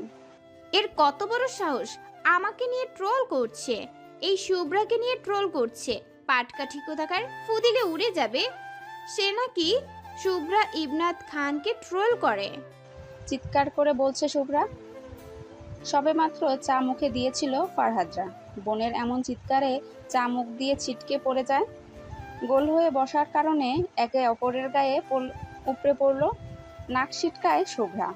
ভাগ্য ভালো তার শরীরে পড়েনি, সে তো ফারহাদ আর রাহাদের মাঝে ছিল। ঠিকঠাক চাও খেতে পারো না। তুই ঠিক মতন খেতে দিলে তো খাবো। কাকে এমন করে কথা শোনাচ্ছিস? কে তোকে ট্রোল করলো? কার এত বড় সাহস আমাদের বনিকে ট্রোল করে? শুভ্রা ফোনটা এগিয়ে ধীরে তাদের দিকে। ভিডিওটা কয়েক মিনিটের, কিন্তু কয়েক সেকেন্ড দেখার পরেই 4 জন হাহা করে হেসে ওঠে। আস্তে আস্তে একে অপরের শরীরে পড়ে যাচ্ছে। রিমন্ত মেঝেতে গড়াগড়ি খাচ্ছে। ডাইনিং এরিয়া থেকে খানবাড়ির বাকি সদস্য ওদের দিকে ভূত দেখার মতো চেয়ে আছে। তারা কিছুটা ভয় পেয়ে গিয়েছিল শুভ্রার চিৎকারে, কিন্তু হঠাৎ আবার ছেলেদের এভাবে হাসতে দেখে অবাক হয়েছে। শুভ্রার রেগে অগ্নিশর্মা হয়ে গেছে। ফোনটা সোফার উপর ফেলে 4 জনকে ধাওয়া করতে শুরু করে। 4 জনই সামনের দিকেই দৌড়াচ্ছে, আর শুভ্রা পেছনে বাঘিনীর মতো দৌড়াচ্ছে। হাতে পেলে আজকে এদের ভোজন বানাবে। দৌড়াতে দৌড়াতে বাড়ির বাইরে চলে গেল 5 জন। এতক্ষণে ফারজানা খান সোফার কাছে এসে পড়েছিলেন। সোফায় পড়ে থাকা ফোনের ভিডিও ক্লিপটা তার নজরে পড়তেই তিনিও হেসে ওঠেন। ফোনটা হাতে নিয়ে ডাইনিং এ সবাইকে দেখালেন। সবাই হেসে ফেলল। আরহামের বিজয়ের দিন শুভ্রা তাকে প্রপোজ করেছিল, সেই ভিডিও সোশ্যাল মিডিয়ায় রীতিমতো ভাইরাল হয়েছিল। কিন্তু শুভ্রার মুখে মাস্ক থাকায় কেউ তাকে আইডেন্টিফাই করতে পারেনি। কিছুদিনের মধ্যে বিষয়টা চাপা পড়ে যায়, কিন্তু মন্ত্রী আরহাম শিকদারের বিয়ে চারদিকে ছড়িয়ে পড়ে। কিছু সংখ্যক মানুষ সেই ভিডিও নিয়ে আবারও পড়েছে। কি বলছে, মেয়েটা মন্ত্রীমশাইকে ভালোবেসেছিল, কিন্তু ভাগ্য খারাপ থাকায় পেল না। কেউ আবার সেই ভিডিওটার সাথে স্যাড গান লাগিয়ে ছেড়েছে। কিন্তু এরই মধ্যে বেশ কয়েকজন ট্রলও করছে ভিডিওটাকে নিয়ে। তার মধ্যে একটা ছিল ফানি। একটা গানের সাথে ভিডিওটা সেট করে বিভিন্ন মন্তব্য করা শুরু করেছে। যেমন, জাতি দেখতে চায় মেয়েটা এখন কি খেয়ে শোক পালন করছে। ছেলে মানুষ হলে একটা কথা ছিল, কিন্তু সে মেয়ে মানুষ, সে এখন কি করছে, সে কি আমাদের সাথে তার অভিজ্ঞতা শেয়ার করবে, আরো নানান কথা। 5 ভাই বোন দৌড়াতে দৌড়াতে এই বাগানে চলে এসেছে। বাগানের ঘাসের উপর হাঁপাতে হাঁপাতে বসে পড়ল। 5 জনেরই মুখে শোভা পাচ্ছে মুগ্ধ করা হাসি। বনি, যাই বলিস না কেন, ভিডিওটা কিন্তু মারাত্মক ছিল। ভাবা যায় শুভ্রাই ইবনাত খানকে ট্রোল করছে। সাহস আছে বলতে হবে। ভ্রু নাচিয়ে বলে ফারহাদ। শুভ্রা তৎক্ষণাৎ চুল টেনে ধরে ফারহাদের। বাকি 4 জন মুখ চেপে হাসছে। বনি, স্যার লাগছে তো। ভুলে যাস না আমি কিন্তু তোর বড় ভাই। আসছে বড় ভাই, তোমার বোনকে ট্রোল করছে আর তুমি মজা নিচ্ছ। ওই পাটকাঠিকে তো আমি দেখে নিব, কত বড় সাহস। ওকে যদি তেলাপোকার ভর্তা না খাইয়েছি তাহলে আমার নামও শুভ্রা নয়। ইয়াক থু বনি, আর কোনো রেসিপি পেলি না? নাক ছিটকায় 4 জনই। 5 ভাই বোন কিছুক্ষণ মারামারি করে ক্লান্ত হয়ে বাগানে শুয়ে পড়ে। খানবাড়ির বাকি সকলে দরজার বাইরে দেখছিল তাদের। মুগ্ধ হয় তারা এই 5 ভাই বোনের ভালোবাসা দেখে। এরা যে কাজিন ভাই বোন, কেউ দেখলে বলবে একে অপরের প্রতি ভালোবাসা শ্রদ্ধায় ভরা এই সম্পর্কটাতে 5 জন একসাথে থাকলে যেন 5 বছরের বাচ্চায় পরিণত হয়। এই যে ফারহাদেরকে এই যে ফারহাদকেই দেখো এই যে ফারহাদকেই দেখো না, নিজের 5 বছরের একটা বাচ্চার বাবা। কিন্তু এখন কি মনে হচ্ছে, এরা 4 ভাই না থাকলে হয়তো মেয়েটাকে আমরা আবার স্বাভাবিকভাবে পেতাম না। হয়তো এতদিন মেয়েটার অস্বস্তিই বিলীন হয়ে যেত হয়তো এতদিন মেয়েটার অস্তিত্বই বিলীন হয়ে যেত। রেজিনা খানের কথায় দীর্ঘশ্বাস ফেললো সকলে। এই তাদের হাসি খুশি মেয়েটা নাকি একসময় নীরব হয়ে গিয়েছিল। ভাবতেই অশ্রুকণা ভিড় করে সকলের চোখে। শুভ্রাদের আর জ্বালায় না কেউ। থাকুক না ভাই বোনেরা একসাথে কিছু সময়। একে একে বাড়ির ভিতরে চলে যায় তারা। বাগানে রয়ে যায় ভালোবাসার সম্পর্কে পরিপূর্ণ কিছু মানুষ। এই মধুর সম্পর্কে কখনো ফাটল ধরবে না তো? এই প্রশ্ন তাদের মনে আসলেই কেঁপে উঠে তারা। সবসময় চায় যেন কখনো ভাই বোনের এই সম্পর্কে কোনো চির না ধরে। সারা জীবন অটুট থাকুক এই সম্পর্ক। বনি চল, ফুচকা খেতে যাব। অনেক দিন হলো একসাথে কোথাও বের হই না। রফিক চাচার দোকানে যাব। কি সুন্দর ফুচকা তৈরি করে উনি, ভাবতেই জিভে পানি চলে এসে। ভাইয়া, তোর লজ্জা হওয়া উচিত। এক বাচ্চার বাপ হয়ে গিয়েছিস, তবুও এমন করছিস। চুপ থাক তুই। যাবি কি না বল? না গেলে কোনো সমস্যা নেই, আমি চলে যাচ্ছি। বলেই উঠে দাঁড়ায় ফারহাদ। শুভ্রা, রিমন আর রাহাতকে নিয়ে হাঁটা শুরু করে। ফাহিম আর কি করবে? যতই হোক রফিক চাচার ফুচকা মিস তো করা যাবে না।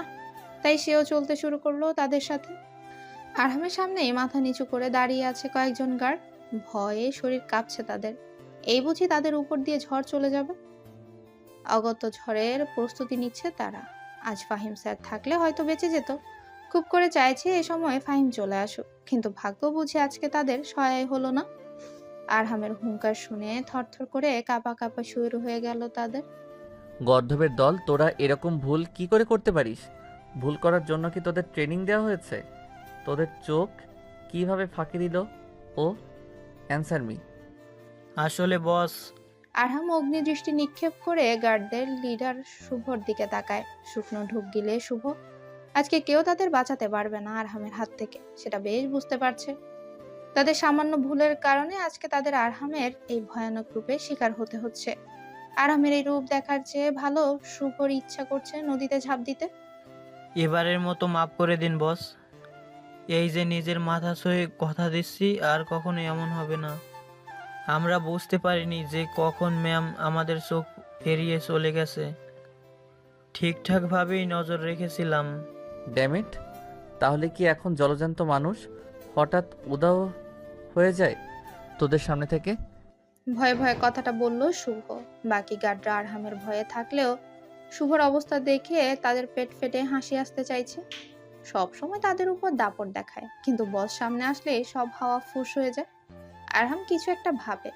কপালে সূক্ষ্ম ভাঁজ পড়েছে তার। গার্ডদের আর কিছু না বলে গাড়িতে বসে পড়ে। সাথে কোনো গার্ড না নিয়ে নিজেই ড্রাইভ করে চলে যায় পার্টি অফিস থেকে। গার্ডার বিস্ময় ভরা চাহনিতে তাকিয়ে থাকে আরহামের যাওয়ার দিকে। এত সহজে ছেড়ে দিল তাদের? রফিক চাচার ফুচকার দোকানের এক পাশে শুভ্রারা দাঁড়িয়েছে, আর এক পাশে মাহিদ আর তার বন্ধুরা। মাহিদ আর শুভ্রা একে অপরের দিকে অবাক হয়ে চেয়ে আছে। শুভ্রা মাহিদকে খোঁচা মারার জন্য বলে, আজকাল দেখি মির্জাফরদেরও ফুচকার দোকানেও দেখা যায়। বাহ বাহ, এটা দেখার ভাগ্য কতজনের হয়। দেখ দোস্ত, আমার কি ভাগ্য, ঘষিটে বেগমকে দেখার সৌভাগ্য হয়েছে। মাহিদের কথায় তেতে ওঠে শুভ্রা। ঘসিটি বেগম বলা স্বাদ আজকে বের করবে। একটা ফুচকায় মরিচ ভর্তি করে নিয়ে চট করে ঢুকিয়ে দেয় মাহিদের মুখের ভেতর। শুভ্রা যে এমন কিছু করবে কেউ হয়তো ভাবতেও পারেনি। মাহিদের বন্ধুরা হা করে দেখছে শুভ্রাকে। মাহিদ ঝাল ঝাল বলে চেঁচাতে শুরু করে। হা হা করে হেসে উঠে শুভ্রা তার 4 ভাই। মাহিদ রাগে গজগজ করতে করতে ঝাল মুখেই সেখান থেকে চলে যায়। শুভ্রা তাকায় বা হাতে থাকা পেন ড্রাইভের দিকে। এই পেন ড্রাইভে তাদের এতদিনের পরিশ্রম আছে। এটার জন্য কি নাকি করতে হয়েছে তাদের। প্রাণপ্রিয় মানুষদেরকেও সকলের সামনে শত্রু হিসেবে উপস্থাপন করতে হয়েছে। মুচকি হাসে সে। পেন ড্রাইভটা আলগোছে ফারহাদের হাতে তুলে দেয়। বোকার হাত সন্তর্পণে পকেটে ঢুকিয়ে ফেলে।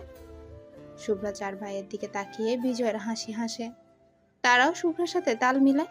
অতঃপর 5 জন মিলে ফুচকা খাওয়ার কম্পিটিশনে যায়।